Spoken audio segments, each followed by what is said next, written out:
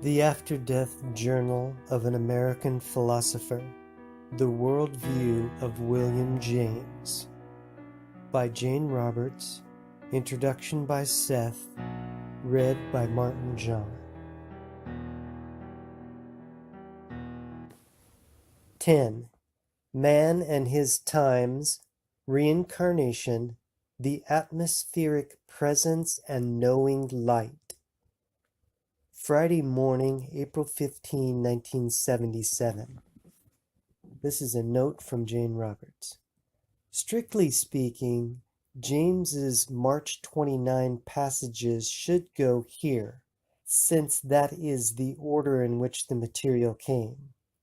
I felt that I'd picked up this April 15th passage out of place, as it were, for whatever reason, and that it should actually go as the beginning of this chapter. Following this individualistic but quite universal statement of man's plight in dealing with time, James launches into some of the most excellent material I have ever read concerning life after death and the nature of the psychological medium in which existence itself takes place. I feel strongly that James's passages about his times was meant to initiate this material, not interrupt it as it actually did in the order of its reception. When I wrote it, I felt that I'd missed it earlier. No place else have I made any changes in the manuscript, and in moving this passage up, I feel I am in keeping with James's intent. End author note. My own dying was a relief, and I am convinced now that a person fits together with his or her time in a certain fashion. That is, whether people are comfortable or uncomfortable with their time, they fit within it, are automatically attuned to its overall challenges and conditions, and even their talents and abilities are particularly suited to their historic period. After a while, the fit is not as comfortable as it once was. The fabric of time rubs. The invisible seams that connect the person with his times begin to fray. For a good portion of his life, a man so identifies his own purposes with the general conditions of his historical period that the two seem one. Instead, man's purposes slide like a zipper up and down, connected to his times as the zipper to his jacket, with so much mobility and no more. The groove in which the zipper slides will allow only so much leeway, and the teeth of purposes and times must meet perfectly for the zipper to work at all. But the tension between man's purposes and his historic times causes the tiny teeth to pull apart until finally the man sees that his purposes must be freed from the fashionable jacket of his times. It becomes apparent that he no longer fits into his time as he once did. He has done all he can within its tailored conditions. His thoughts and intents no longer mesh with his historical period with the ease of the past. His own desires, beliefs, and thoughts are like new buttons sewn into an old sweater. They do not really fit the buttonholes. All of this happens very gradually and in various ways. During the period of a lifetime, however, people see themselves in relationship with the great themes of the day and experience their reality through daily details of life. The ways and means of livelihood which, while seemingly permanent, constantly change until the intimate routines of life, once so much a part of it, give way to others. Thoughts and impulses connected with the earlier familiar ways must stretch more and more to accommodate the new conditions. Again and again the person sees that his purposes, like the zipper, run up and down the same track, and worse, that the new generation wears completely different suits of the times, with which his ideas now make poor accessories. Finally, he stands out as no longer wearing fashionable mental attire. He sees that his very ideas have frayed. Even the roles with which people clothe themselves wear out. The child, the rebellious adolescent, the radical young adult, the graduate student, the debutante, the young father or mother, the esteemed director of business or foundation, the grandmother and the grandfather. These roles vanish, rip apart at the seams, as the person watches with dismay, until the valued garment of the times has taken all the wear and tear that it can.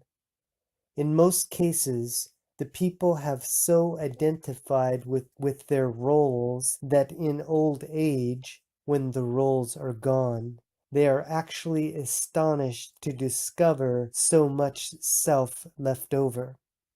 In some societies, the aged are honored. There is the role of the wise old man or wise old woman. But in American society, the social role stops before the life does.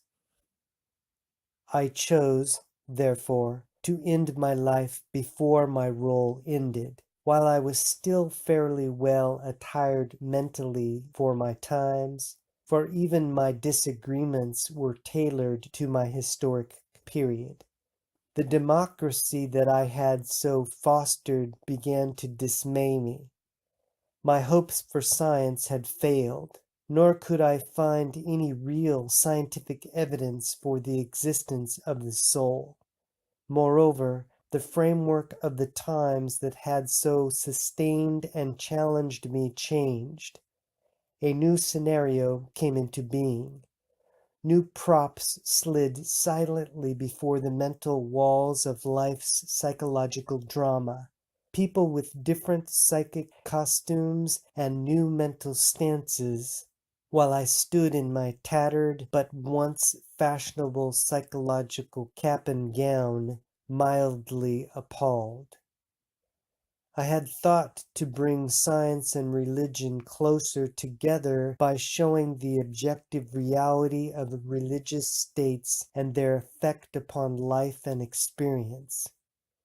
I had thought that telepathy and clairvoyance might be scientifically proven and taken from the superstitious realm, so that they might be admitted into men's concepts in a respectable way and counted in man's scientific hypothesis. I had prided myself that a rigorous study of man's paranormal experiences could produce evidence for the soul's existence, so that psychology must then count man's heroic nature in its plans for humanity. And in all of those ways I failed.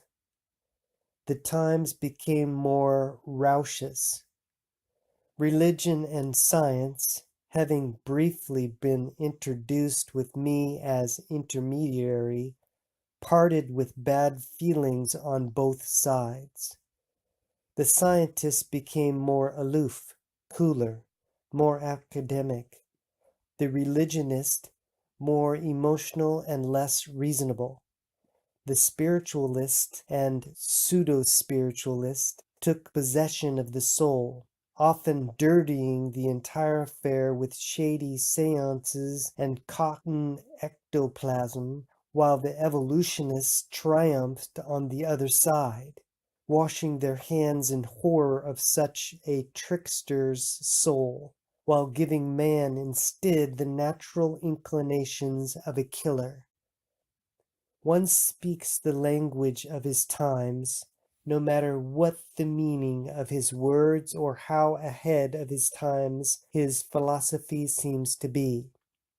Gradually, however, the hidden accents, invisible insinuations, rhythms, punctuations, and inflections change until a man realizes that his very language is old-fashioned and no longer speaks to the times.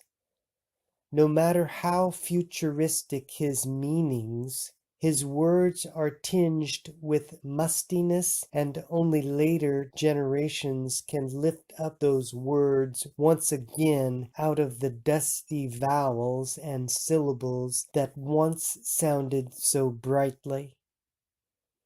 So, though I spoke clearly to myself, in later years I could tell that it was as if my very tongue were tinged with dust. Others listened, but with a vague puzzlement, as if my words themselves no longer met directly upon the ears of my listeners, but first had to pass through a gap of just the briefest misunderstanding, so that if I spoke one word, they must translate it in their minds to another, newer one, or change the inflection entirely. Even my most spontaneous sentences sounded mannerly or contrived. The words themselves had changed so insidiously that meanings I gave them slid away, while others were assigned to them. So, speaking the same English language, I spoke an alien one, and young people listened respectfully, but their faces were puzzled, again, as if my tongue were coated with dust. This was more noticeable in the works of my brother Henry, for he was dealing with an American vernacular, showing the aliveness of the American nature as opposed to the studied classisms of Europe. Yet his Americanisms, so fresh and even sometimes vulgar, turned too soon into archaic nicisms.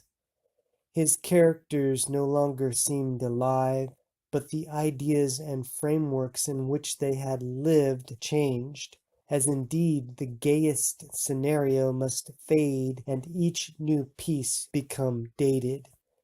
Tug and pull as much as you will, in your life ideas and purposes are connected to the threads of your own time, woven into it. And to progress after a certain point, there is nothing to do but loosen those threads, cut yourself apart from the times, and take off the constricting garment that has become more like a straitjacket. And so you die. In the meantime, however, you have been wiggling for many years within your coat of the times, and finally ascertain that there is a you within it. You realize that you and the garment are indeed coming apart at the seams, where earlier you so identified with this cloak that such an idea would have been most frightening. You become more and more aware of a secret, knowing self that has always existed apart from the times, one that is now rather anxious to leave them, and of an inner voice nudging you, saying, "You've had your place in the sun. Don't stay where you're no longer wanted or needed." And admit it, you're quite bored and in need of a new start. You've outgrown your times, and there's nothing you can do about it. Certainly I became aware of that voice, though I had always been somewhat conscious of it even in my prime and earlier in my childhood. An independent part of me, rather indignant at having to accommodate to history at all, but curious, putting one foot into life experimentally, as it were, and always rather aloof and slightly superior to the entire affair. To that extent, I never gave myself to life as completely as I perhaps should have, though I tarried long enough, and far longer than many. My curiosity and rather dry wonder were my main characteristics, so that I would not experience my emotions fully, for example, but study them with the faintest mental nose sniffing. And I used my melancholy, I now see, as a churchman uses incense to dazzle the senses of others while setting up a smoke cloud to separate himself from the crowd. I say this with all good humor toward myself and the hypothetical churchman, but without my melancholy I feared I might fall all the way into life as it seemed others did, and forget to examine it as I had initially set out to do. In life, we are curious about what happens afterwards. After death, Earth life is such a small arena of activity that we wonder how it can contain such depths and dimensions of action and meaning. I used to wonder at the hidden microscopic life that teemed in a puddle, or imagine the infinite space a pond must have to a tadpole, or strain to understand what busy relationships must go on between even the smallest of insects. All of these were closed off to me. So now Earth life seems incredibly small in that respect, yet amazingly active, packed with events as a puddle with drops of water, each seemingly separate, yet each connected. I wonder that I ever put myself into that context. At the same time, that experience added immeasurably to my existence, but I do not wish to repeat it. Tuesday afternoon, March 29, 1977. Memories of other lives lie piled up in my mind like books still to be read though already purchased. And while I am curious, I am as yet too engrossed in the studies that I still identify as my own. I identify myself as William James still, then, knowing that this is somewhat like a psychological convention that simply makes experience more orderly. And since I am intrigued with the tensions and relationships between orderliness and creativity, I enjoy perceiving this particular convention while seeing how far I can creatively push its barriers. Therefore, I can say that other lives of mine are waiting to be reviewed, studied, and explored as if they were journeys taken by me in other lands in which I changed my name, occupation, and took on other family obligations and relationships than those I consider my own.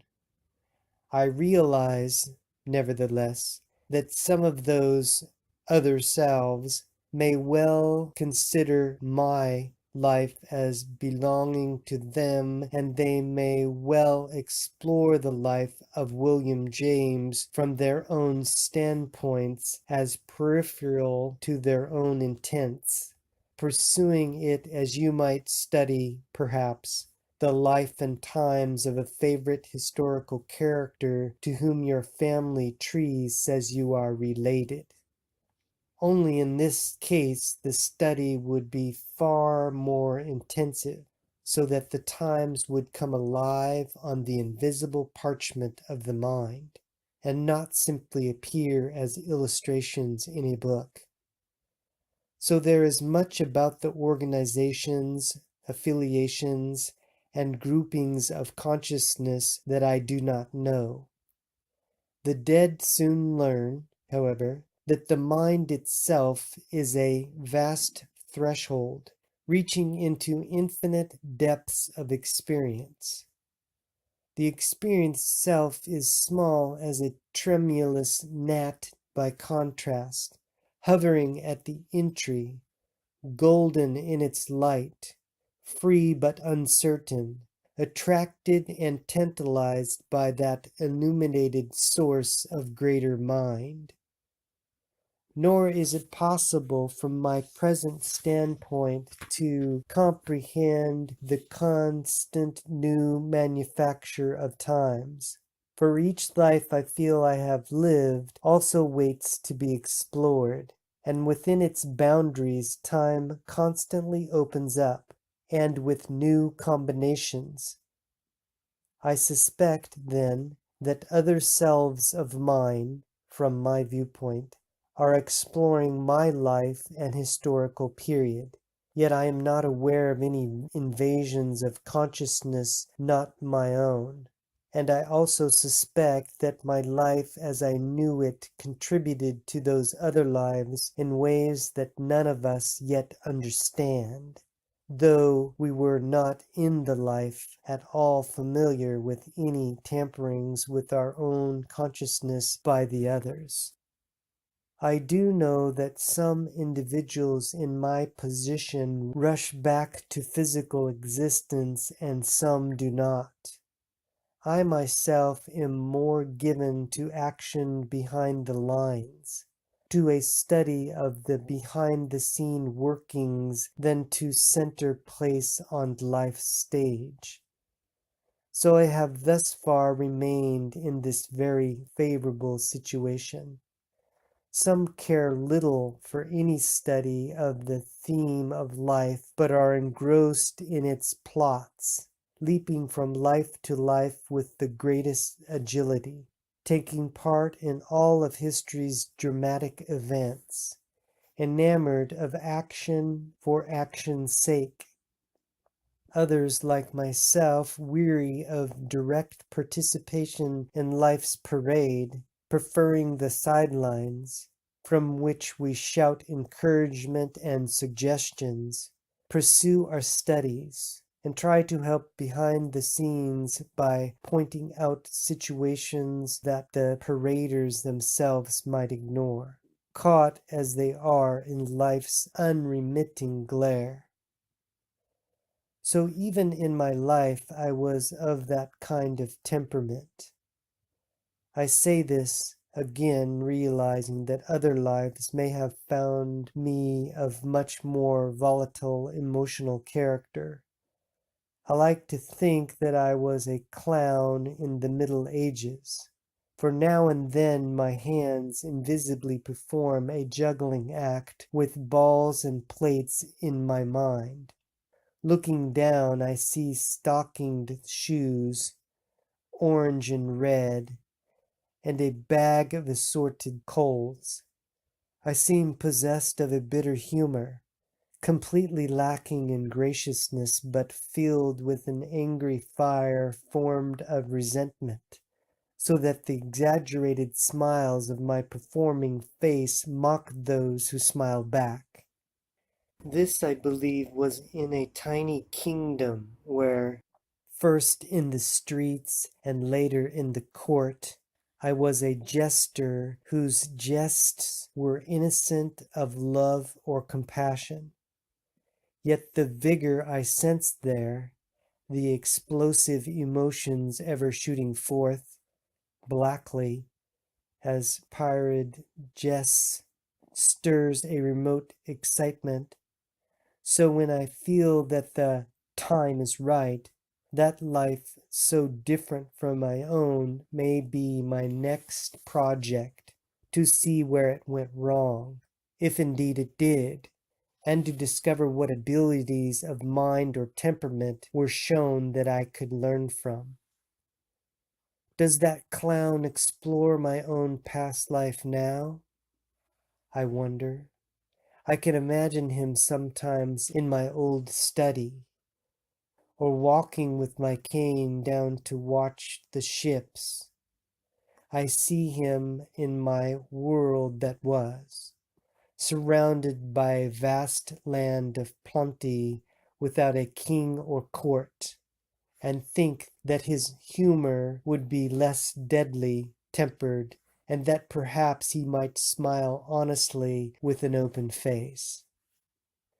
So if such is possible, I might place myself in his world, seeing it with my scholar's eyes. Would I develop the same dark humor? I do not think so. And yet my own melancholy and nostalgia were tinged with a strange edge of irony that never in life left me.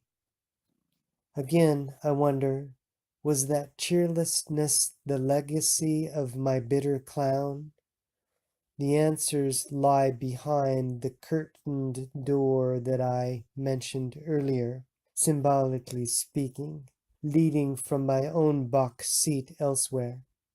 Yet so far my attention is riveted upon the stage where the actors, the paraders, still march, while I compose these commentaries at my leisure, still, you might say, the gentleman of class, holding on to my cherished characteristics as the gentleman does to his favorite waistcoat, gloves, and cane, still wearing the attire of my soul as I have known it.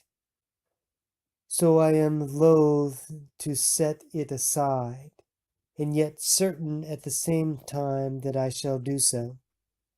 Yet I enjoy this interlude, this intermission, and this journal, like notes written between the acts on a theater program that I shall, later, cast away. Nevertheless, I feel myself growing out of myself in a certain fashion. My adopted characteristics are becoming too small and cramped to contain my new growth and development, and I will move on most certainly to larger psychological quarters. It is not only the physical body we outlive, but the psychological house we have chosen.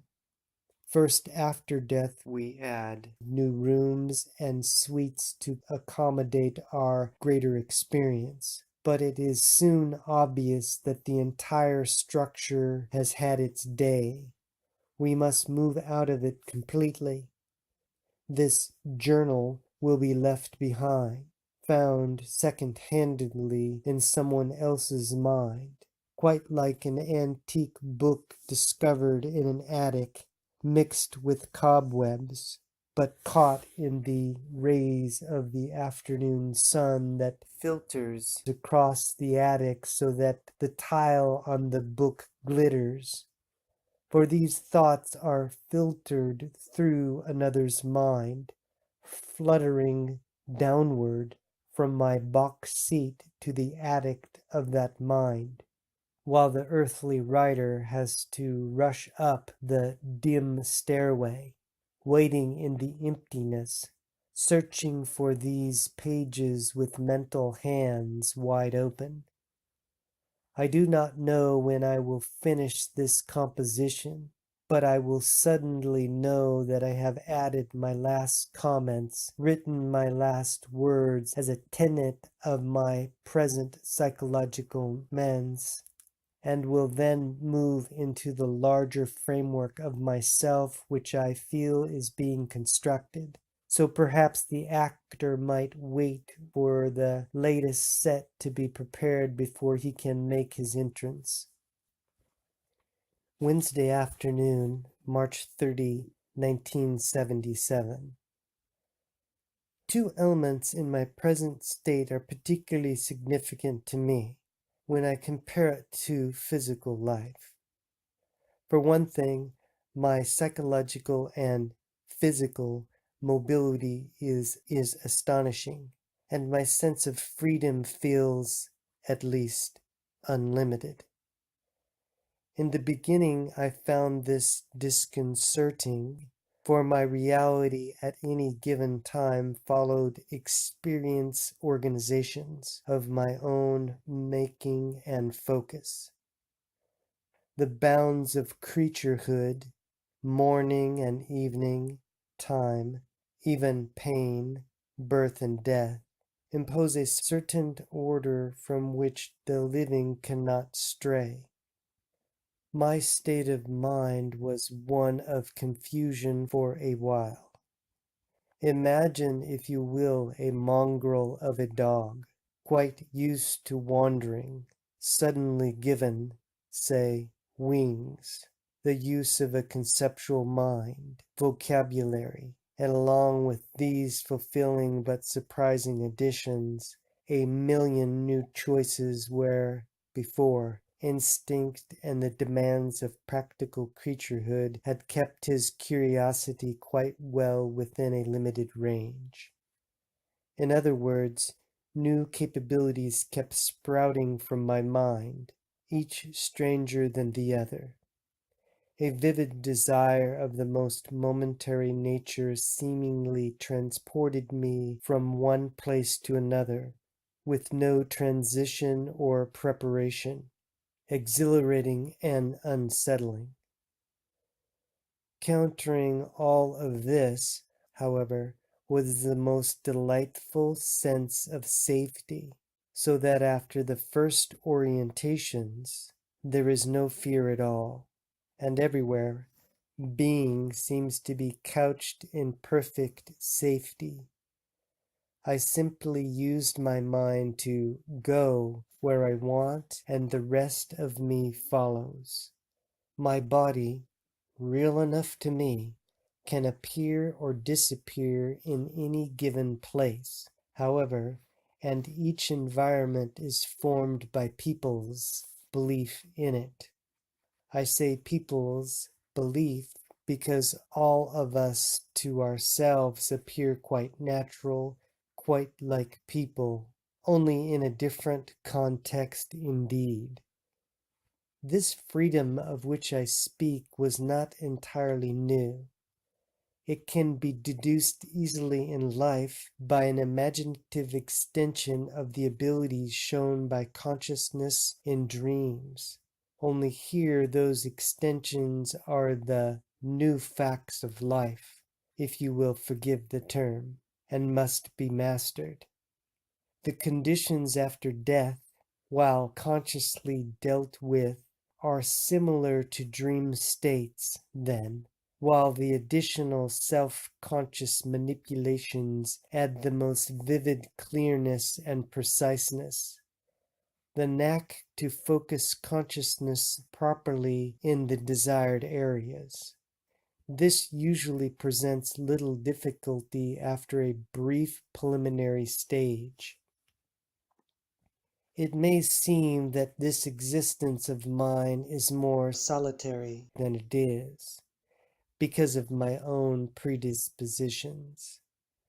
There are schools, colleges, or whatever the dead choose, but these arise in response to the wishes and beliefs of those involved. They exist quite validly in certain areas of focus and consciousness, but they are invisible in other areas. They are constructed by the combined focuses and intents of those so involved, and they attain a permanency over long periods because so many are inclined in those directions. I could visit such institutions by desiring to do so, changing the state of mind, and therefore transferring myself to a location that exists only to those in the same psychological state. This may sound complicated, yet to some extent you have similar patterns. A living person utterly uninterested in learning institutions and indeed ignorant of them, a native in the deepest bush country, say, would have no practical knowledge of a university. Even if later he traveled to an area near such a place, it would have no reality for him. He would probably never visit such an institution unless his state of mind changed and desire for that particular kind of knowledge inspired him. Here, the states of mind create the reality in a direct fashion. Thursday morning, March 31, 1977. Author note. Here begins some of the most fascinating descriptions of after-death reality that I have encountered. Not only does James manage difficult material with extraordinary grace, but as the material continues, he gives invaluable hints as to how we can glimpse this atmospheric presence in life. From here on, James soars, his curiosity and intuitions seeking the eternal foundations from which all realities spring. I was very touched by all of this material. I kept trying to sense in everyday life the magic and wonder of James' perceptions, hoping that aside from this manuscript, I could perceive the experiences James was speaking of. End author note. Nowhere have I encountered the furnishings of a conventional heaven, or glimpsed the face of God. On the other hand, certainly I dwell in a psychological heaven by earth's standards, for everywhere I sense a presence or atmosphere or atmospheric presence that is well intentioned, gentle yet powerful, and all-knowing. This seems to be a psychological presence of such stunning parts, however, that I can point to no one place and identify it as being there in contrast to being someplace else. At the risk of understating, this presence seems more like a loving condition that permeates existence, and from which all existence springs. The feeling of safety mentioned earlier is definitely connected here, in that I know that no evil or harm can befall me, that each of my choices will yield benefits, and that this loving condition upholds me in all of my ways. As in life I was always aware of an underlying melancholy, I am here always delightfully conscious of an extraordinary sense of safety that leads, say, to heroic acts and courage, naturally. There is a constant feeling that the universe is with me, for me, and with and for all others at the same time. Not only does it not conspire against me, but it ever lends its active support. This willingness to help is everywhere apparent and promotes, of course, a sense of ease that, at the same time, stimulates the personality's abilities in ways most difficult to describe. While I mention this presence as itself, so thoroughly does it pervade everything that attempts to isolate it are useless. All theological and intellectual theories are beside the point in the reality of this phenomenon. I know that this presence or loving condition forms itself into me and into all other personalities, that it lends itself actively to seek my good in the most particular and individual ways, yet that my good is in no way contrary to the good of anyone else, but beneficial. Each person, living or dead, is somehow a unique materialization or actualization, psychologically perfect, of this basic loving condition or psychological atmospheric presence. Each person is himself or herself and an agent for the universe at the same time. The universe leans in each individual's direction, gives, and is compliant, for each person is part of that psychological fabric coming to life.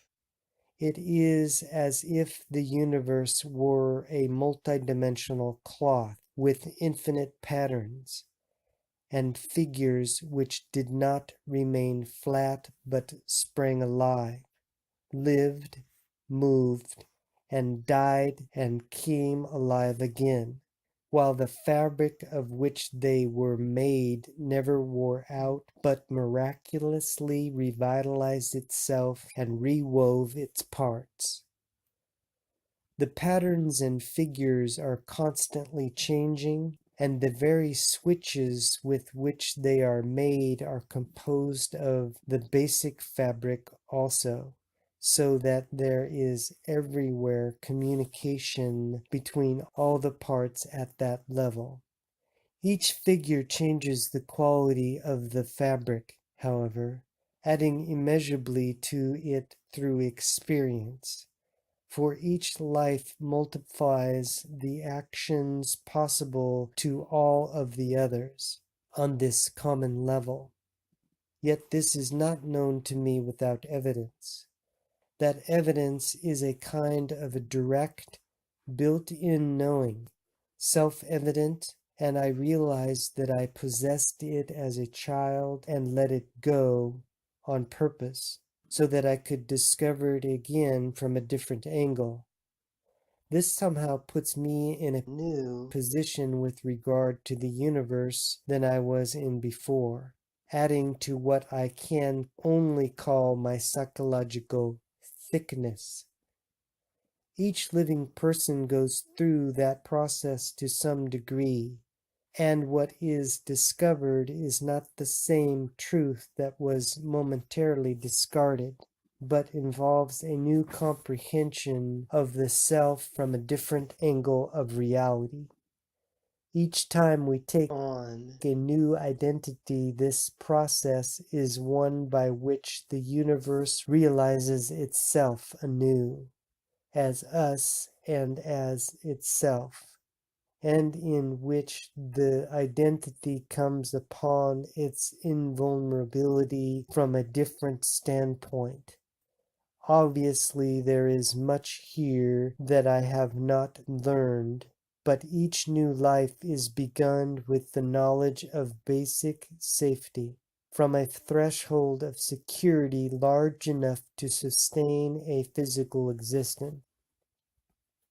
There are, again, other groupings of consciousness, alliances in which identities group together psychologically, as people do on earth physically in nations. These consciousnesses retain individuality while joining together in joint purposes, pooling separate viewpoints into psychic composites that I do not pretend to understand. The living often equate death with darkness, for how can the dead see? Even if the spirit hovers beside the body, the corpse's eyes are closed. How can the spirit have vision, disconnected from the organs of sight? Yet here I am surrounded by illumination that emanates from everywhere, colors more sparkling than any I knew on earth, a light of enchanting varieties, not even or monotonous, but seemingly alive in its own fashion. It emanates from what I see, but also seems to be inherent all about me, whether or not there is anything to be perceived otherwise. In life I saw brilliant lights sometimes with my eyes closed, and on occasion some small objects or shapes. This light is similar except that it is more mobile and possesses qualities not normally associated with light. I would say it was a knowing light, everywhere existing at the same time, at once transparent in quality when it exists alone or independent of a visible object or shape. While I am tempted to say that it moves in waves because of its mobile nature, this is not true. Instead, it appears out of itself at each and every conceivable point in the universe. Physical perception sees only a small hint of this light, and from it spring all of the lights and colors physically visible. I suspect that there are other forms of this light, or made from it, that I do not perceive myself, and I am sometimes aware of shapes or sounds just out of my range, like a world just out of reach. But all of this, from my standpoint, may be confusing to you. I hear, but since in your terms I have no physical mechanisms, the sounds must be different in nature or range from those I was familiar with on Earth. I think of a similar experience, when I was alive, of mentally hearing a voice, hearing it surely, even while I knew that my physical ears were not involved. So it seems to me that regardless of the physical properties assigned to sound, sound itself has nothing to do with the physical version. The sounds here are distinct, bell clear, separate, and each tone, if it were visible, would be like a crystal. Yet in your terms this would be called mental hearing. And I am sure that the body I possess is a kind of mental convention for my own benefit. I forget it, then remember it again. When I forget my body, I am operating without it. My consciousness is in no way hampered, but follows my pursuits.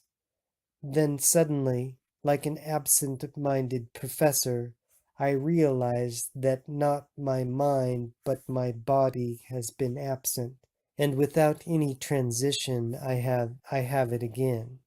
So most likely it is created unconsciously, out of habit.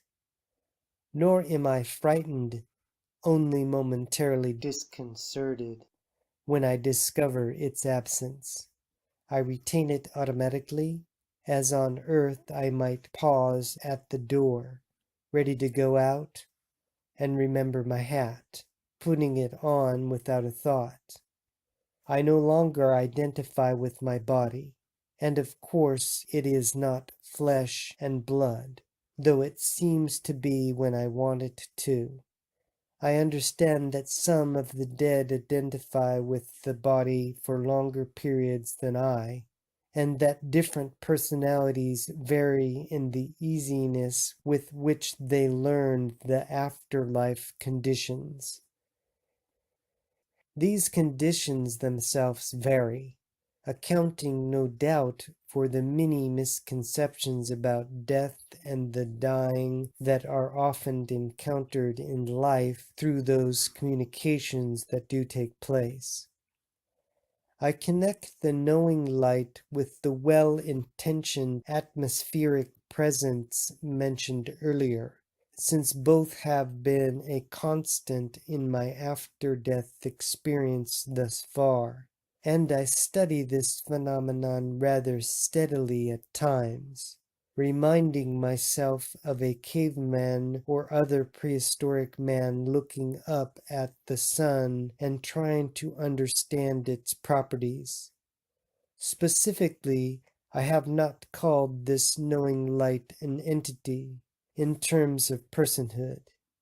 Yet I am sure that it possesses a psychology far divorced from any with which I have ever been acquainted, that it knows my curiosity and examination, and is not annoyed, but invites it. This presence must be termed atmospheric. Again, I can think of no better word.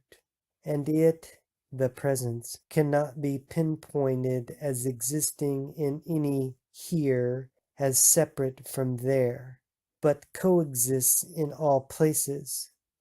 Searches for an analogy do not particularly help either. The closest idea that I have is to compare this atmospheric presence with the quality that exists on the most ideal summer day. The delightful, enchanting scent and touch of the air itself seems to be imparted everywhere, so that flowers, trees, grass, people, mountains, valleys, all seem to lie in its enchantment and add to it. So this atmospheric presence with its knowing light has the same effect, both psychologically and in my experience of everything else that exists outside of me. Surely such a summer day seems benevolent, alive, and has a buoyancy that is added on to the other seasons. That is, an extra appealing aura seems to be imparted to earth on such a day. No doubt this is the reason that many spiritualists referred to after death as Summerland. But as a psychologist, I am fascinated by something else.